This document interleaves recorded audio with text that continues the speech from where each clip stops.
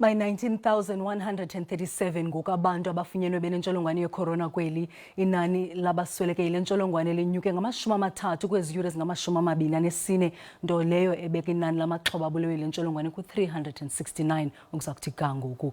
Umphathiswa wezempilo uGqirha Zweli Mkhize uthethe noNondaba ePitoli emva kokufumana imigodlo yezixhobo zokuzikhusela kwakunye nobuxhakaxhaka bezonyango obuphuma kumzozakuzo waseMelika kwakunye nabanye abaxhasi.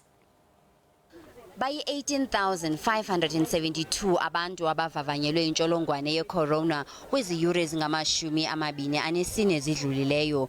Kubo i-1,134 ifunyenwe inalentsholongwane. Lo gama inani lababulewe ngulo bhubhane linyuke layakuma ku-369. Umphathiswa uGqirha Zweli Mkhize uvakalise umbulelo ngeminikelo yezixhobo zonyango efunyenwe leli nempahla zokuzikhusela ezixabisa izigidi zerandi esithi oku kuza kuba likhubalo kwidabi leli nesifo i-COVID-19. As announced by President Ramaphosa, the United States government has also generously made a donation of 1,000 ventilators. I am very pleased to announce that 50 of these have arrived in South Africa. They arrived last week and are awaiting installation at our public health facilities.